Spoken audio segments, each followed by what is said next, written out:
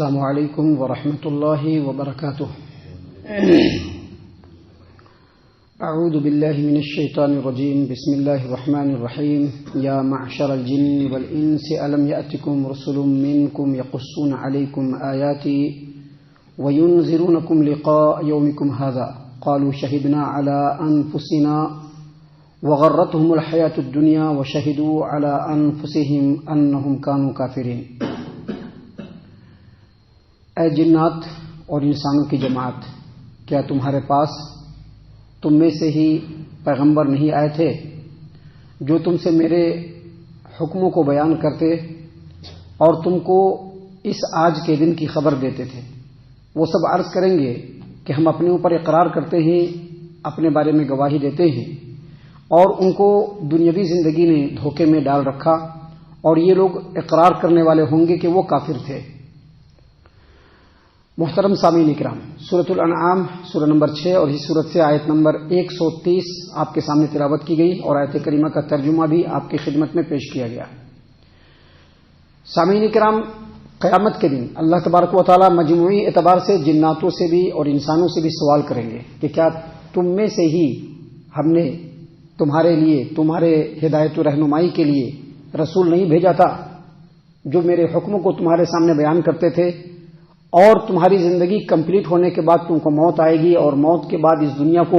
ختم کر کے قیامت کا دن اللہ تبارک و تعالیٰ قائم کرے گا اور دنیا میں کیے گئے تمہارے تمام اعمالوں کے بارے میں اللہ تبارک و تعالیٰ حساب لے گا، اعمال کے بارے میں اللہ تبارک و تعالیٰ حساب لے گا. کیا یہ بتلانے کے لیے تم میں سے ہی پیغمبر نہیں آئے تھے؟ تو وہ سب کے سب گواہی دیں گے کہ یقیناً آئے تھے. سامعین کرام، اس آیت کریمہ پر اور آیت کریمہ کا جو ٹکڑا بیان کیا گیا، جس کا ترجمہ اور جس کی تھوڑی سی تفسیر آپ کے سامنے بیان کی گئی، اس سے ایک بات اور ایک سوال پیدا ہوتا ہے کہ کیا جناتوں میں بھی رسول آتے تھے؟ کیونکہ ہم لوگوں نے اب تک یہی سنا ہے، یہی پڑھا ہے، یہی جانا ہے کہ رسول آدم ہوئے، نوح ہوئے، یوسف ہوئے، یونس ہوئے، ابراہیم ہوئے، عیسیٰ ہوئے، محمد عربی صلی اللہ علیہ وسلم ہوئے. محمد عربی صلی اللہ علیہ وسلم کے اوپر نبوت ختم ہو گئی. تو کیا جناتوں میں سے بھی رسول آتے تھے؟ کیونکہ اللہ تبارک و تعالیٰ انسانوں کی جماعت سے بھی پوچھے گا اور جناتوں کی جماعت سے بھی پوچھے گا کہ کیا تم میں سے ہم نے تمہارے ہدایت و رہنمائی کے لیے رسول نہیں بھیجا تھا؟ تو سب کے سب گواہی دیں گے کہ ہاں بھیجا تھا. تو یہاں پر یاد رکھیے، اہل علم نے اس آیت کریمہ کی روشنی میں اور قرآن کریم کے اندر اور بھی جو آیات ہیں ان کی روشنی میں یہ بتلایا ہے کہ جنات نبوت اور رسالت میں انسانوں کے ہی تابع ہیں، وگرنہ جناتوں میں کوئی رسول نہیں آیا. آپ قرآن کریم کی دوسری آیتوں کو اٹھا کر کے دیکھ لیجئے، نبی صلی اللہ علیہ وسلم کی احادیث مبارکہ کو اٹھا کر کے دیکھ لیجئے، ہسٹری جو دنیا کی ہے اس کو اٹھا کر کے دیکھ لیجئے. آپ کو جب رسولوں کے بارے میں پتہ چلے گا تو یہی پتہ چلے گا کہ اللہ تبارک و تعالیٰ نے آدم کو رسول بنا کر کے بھیجا، نوح کو رسول بنا کر کے بھیجا، ادریس کو رسول بنا کر کے بھیجا، ابراہیم کو رسول بنا کر کے بھیجا، اور ان کی اولادوں میں اللہ تبارک و تعالیٰ نے رسول بنا کر کے بھیجا. لہذا صحیح بات جو اس سلسلے میں ہے وہ یہی کہ نبوت اور رسالت کے معاملے میں جنات انسانوں کے تابع ہیں، یعنی ان کے ساتھ ہیں. جناتوں میں الگ سے رسول نہیں آئے ہیں، البتہ رسولوں کے پیغام کو جناتوں تک پہنچانے کے لیے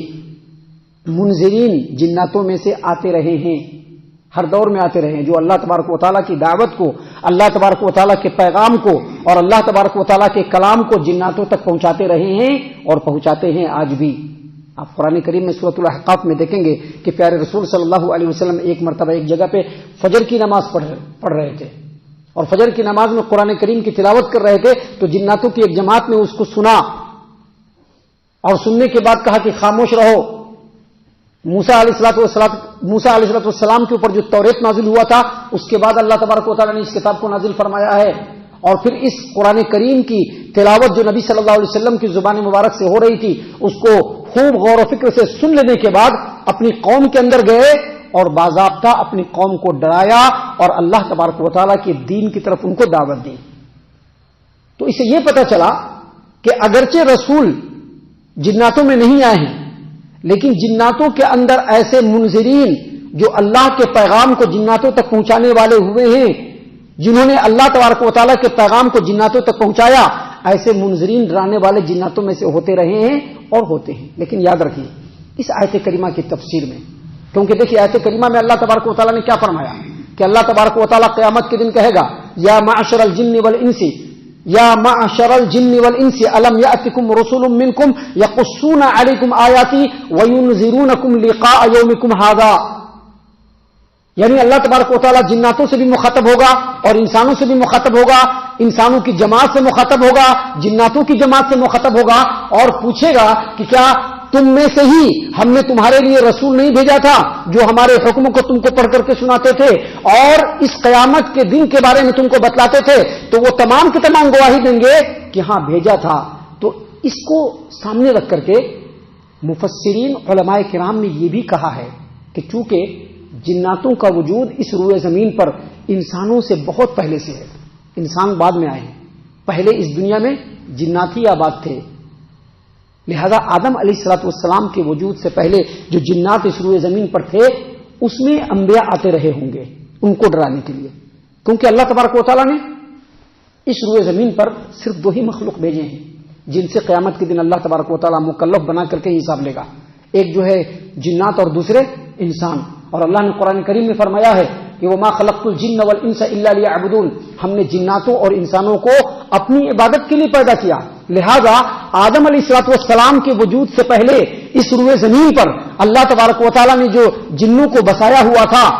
اس سمے جنوں میں رسول آتے رہے ہوں گے, لیکن آدم علیہ الصلوۃ والسلام کے وجود کے بعد, ان کے آ جانے کے بعد جنات نبوت اور رسالت میں انسانوں کے تابع ہو گئے. البتہ